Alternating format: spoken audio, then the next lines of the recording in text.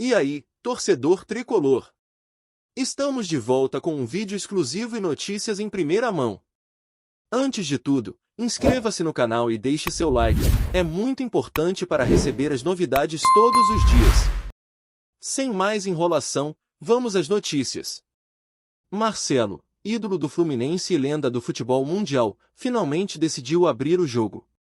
Em uma entrevista emocionante e carregada de tensão, o lateral esquerdo expôs os bastidores obscuros de sua trajetória recente, revelando episódios que até então estavam envoltos em silêncio. O que parecia ser apenas mais um capítulo na carreira de um veterano respeitado, agora ganha contornos sombrios e indignantes. O craque, visivelmente abalado, não poupou palavras. Disse ter enfrentado situações de racismo e desrespeito dentro de ambientes que deveriam zelar pelo profissionalismo e pela dignidade humana. Me olhavam como se eu fosse um intruso. Não era só uma sensação, era explícito. O tom de voz, os olhares, os cochichos, tudo apontava para algo maior do que apenas diferença de opinião, desabafou Marcelo. A revelação chocou torcedores, jornalistas e até colegas de profissão. Em meio a tantas glórias acumuladas ao longo dos anos, títulos, prêmios e admiração global, o lateral enfrentava, nas sombras, um tratamento indigno. É como se tudo que construí não valesse nada. Como se minha história não tivesse peso quando cheguei ali, comentou, sem citar diretamente nomes ou instituições, mas deixando claro que se tratava de um ambiente do mais alto nível do futebol. Fontes próximas ao jogador afirmam que os episódios ocorreram durante sua passagem pelo futebol europeu, após a saída do Real Madrid. Marcelo teria sido alvo de comentários maldosos, piadas racistas disfarçadas de brincadeiras e de um completo descaso por parte de profissionais que deveriam dar suporte. O vestiário era um lugar de hostilidade. Entrava mudo e saía calado. Falar era se colocar em risco, revelou um amigo próximo do jogador. A denúncia não para por aí. Marcelo também apontou falhas gritantes no profissionalismo da comissão técnica e da gestão do clube em questão. Tinha dia que a estrutura era digna de time amador. Jogadores abandonados, treinamentos sem sentido, nenhuma preocupação com o bem-estar físico e psicológico. Quem reclamava, era punido, relatou, acrescentando que sentiu vergonha de vestir aquela camisa. Apesar de não citar diretamente o nome do clube, muitos especulam que as declarações tenham como alvo o Olympiacos, da Grécia, onde Marcelo teve uma breve e apagada passagem. A falta de oportunidades em campo, aliada à mudança brusca de ambiente, teria escancarado um cenário cruel para o brasileiro. Não fui apenas deixado de lado. Fui silenciado, disse com os olhos marejados. A repercussão nas redes sociais foi imediata. Torcedores do Fluminense, emocionados, saíram em defesa do ídolo. Marcelo merece respeito. Um dos maiores laterais da história não pode ser tratado assim, escreveu um tricolor apaixonado no Twitter. Já parte da imprensa europeia tentou minimizar a denúncia, alegando diferenças culturais e mal-entendidos. Marcelo, no entanto, foi firme. Racismo não é mal-entendido. É violência. E quando vem de quem deveria proteger, dói mais ainda. Suas palavras tocaram fundo. A comunidade esportiva começou a se mobilizar, exigindo respostas e providências. O Sindicato Internacional de Jogadores, inclusive, já manifestou apoio ao atleta e prometeu investigar o caso.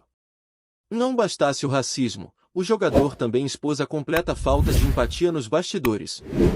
Disse que em um momento difícil, ao sofrer uma lesão, foi deixado sem acompanhamento adequado. Fiquei sozinho. Nenhuma visita, nenhuma ligação. Só me procuravam quando queriam saber se eu já estava bom para voltar. A entrevista deixou no ar um clima de revolta e incerteza. Que outros jogadores estariam passando por situações semelhantes, calados pelo medo ou pela falta de espaço? Quantos talentos foram desperdiçados ou destruídos por trás da fachada luxuosa do futebol internacional? Marcelo, com sua coragem, deu voz a muitos que ainda não podem falar. Disse que, por muito tempo, achou que era mais forte se suportasse tudo em silêncio, mas agora entende que o verdadeiro poder está em denunciar. Não é sobre mim. É sobre todos que vieram antes e depois de mim. É hora de parar de aceitar o inaceitável. A diretoria do Fluminense, onde Marcelo reencontrou o carinho da torcida e um ambiente saudável, emitiu uma nota de apoio, exaltando a postura do atleta e se comprometendo a promover debates internos sobre inclusão, respeito e dignidade.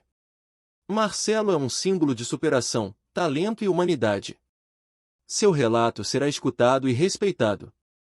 Com esse posicionamento corajoso, o Camisa 12 reacende a discussão sobre o racismo estrutural e a negligência nos bastidores do futebol mundial.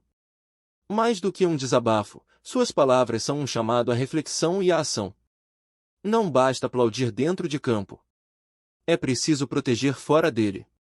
E agora, após esse grito de socorro e denúncia, resta uma pergunta inevitável. Quantos Marcelos ainda estão calados, sofrendo nas sombras, esperando por justiça?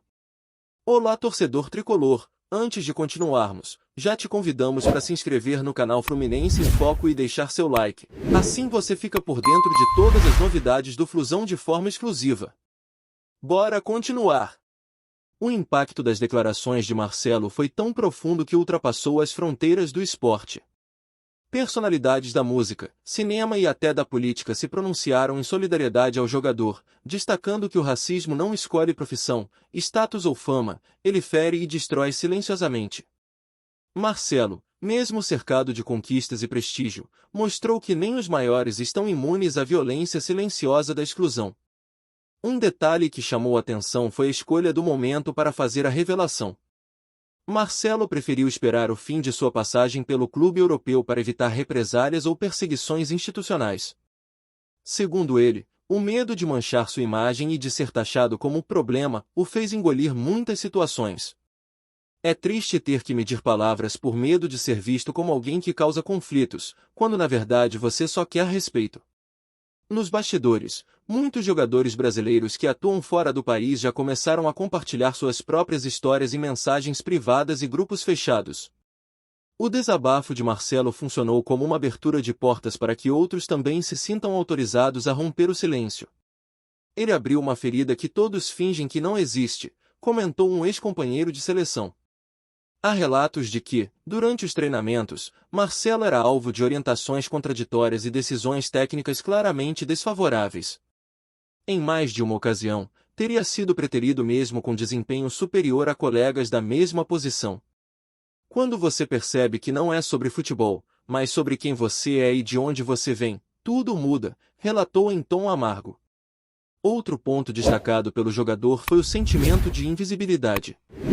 Ele contou que suas sugestões táticas eram ignoradas, sua experiência desconsiderada, e sua presença em reuniões técnicas vista como irrelevante.